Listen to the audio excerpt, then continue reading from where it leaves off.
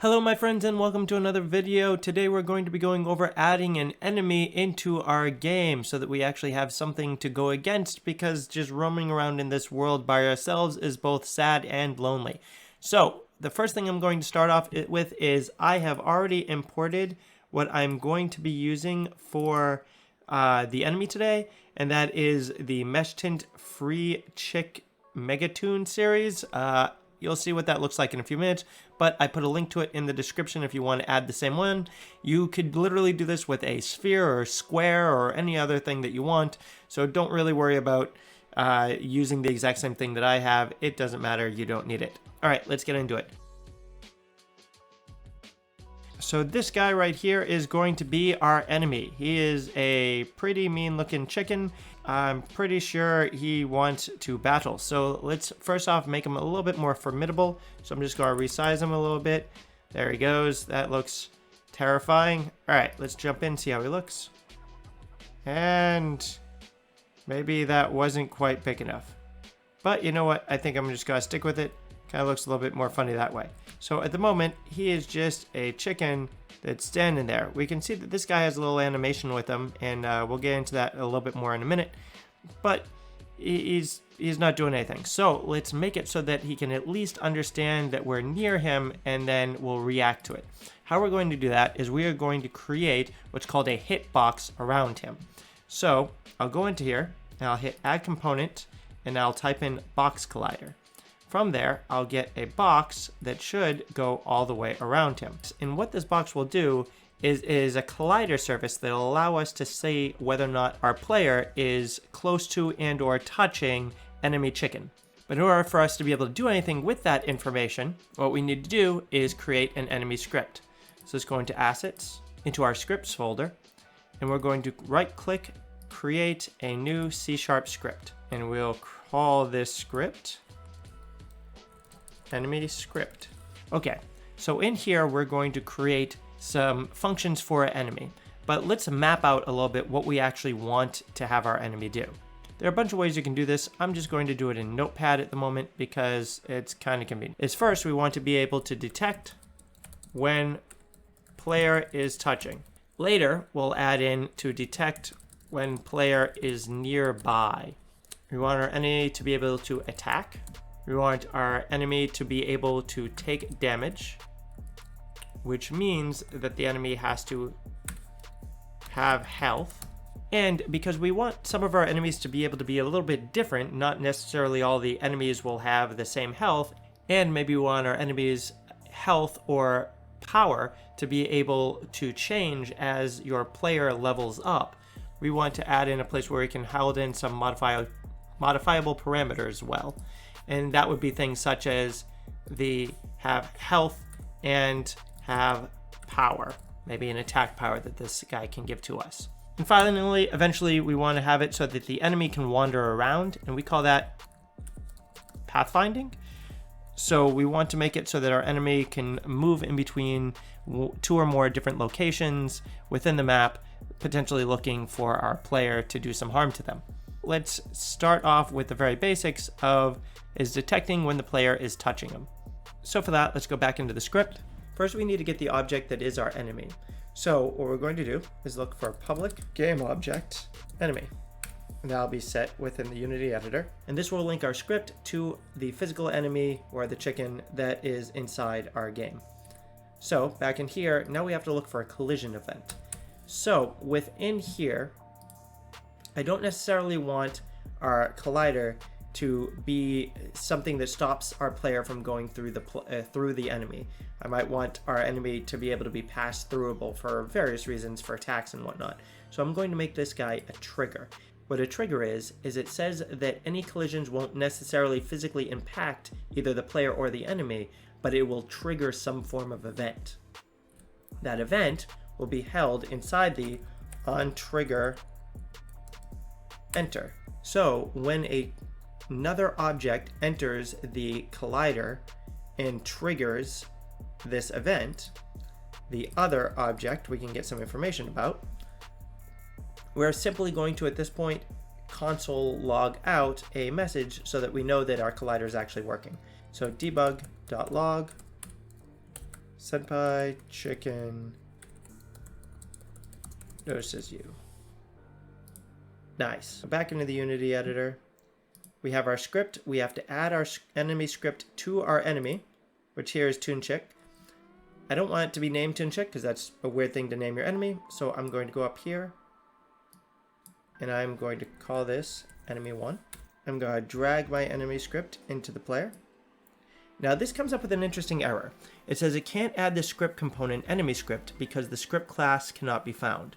So obviously the physical script here, enemy script, it does actually exist, right? Enemy script.cs. However, if we look inside the script, we'll notice that the public class is named new behavior script, not enemy script. So this causes this error. Basically, the file says that the class name should be enemy script.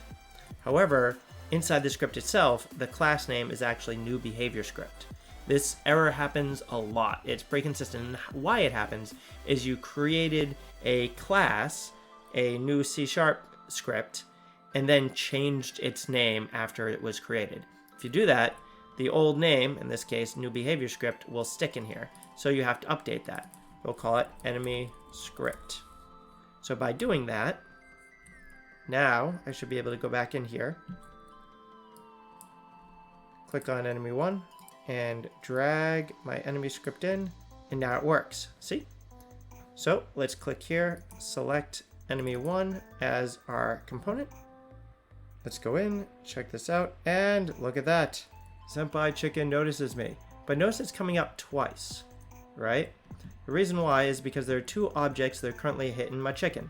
The first is the player, and the second is his bandana. So what we're going to do is isolate it so that the chicken only cares when the player himself is being hit. And remember, our player currently has a tag player, right? So we can go back into the script and say if other.tag equals player. Put that in a pair of curly brackets, and look at that. Now it only happens once, every single time the player object passes through. So that's all fun and good. However, when we go over and when Senpai notices us, he does not really do anything. He just kind of sits there and squawks about it. That is not what a true Senpai would do. If Senpai notices you, you wish he would continue to. So what we're going to do now is make it so that when our enemy here notices us, he will just stare at us forever and never let us out of his sight. It will be a truly magical event.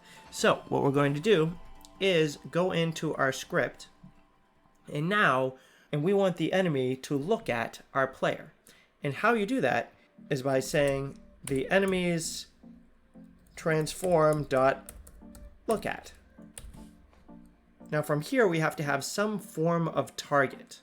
So in order to get that, we need to create a new variable. It'll be private because we don't need to set it outside because it might not just be our player. It could be an NPC, anything that it wants to attack. So private target game object. And this one we're going to call target because it'll be the target of Senpai's gaze. So from here, what we're going to be looking at will be our target's transform. Because if we look inside our look at function, it is looking for a type transform and the target. So target.transform, our variable target.transform. Now we have one problem. See if you can figure out what it is. Let's play this and see what happens. I'll click play, and immediately a null reference error has happened. Object not set to an instance of an object. And this is saying in the enemy script at line 20.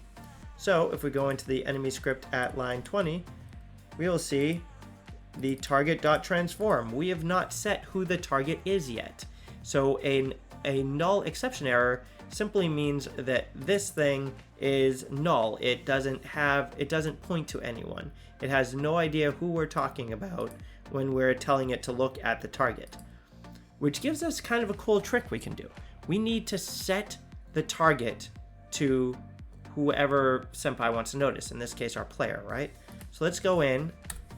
If we trigger the event that shows that the player has been noticed or is close enough to our enemy to make this collider trigger, we'll say target equals other, the thing that we're colliding with, dot game object.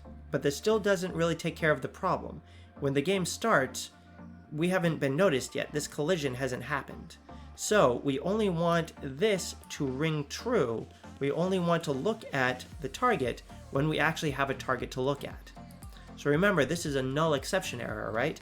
So that means before this gets set to an instance of the player, so before the player goes over and touches the enemy, the variable target will equal null or nothing.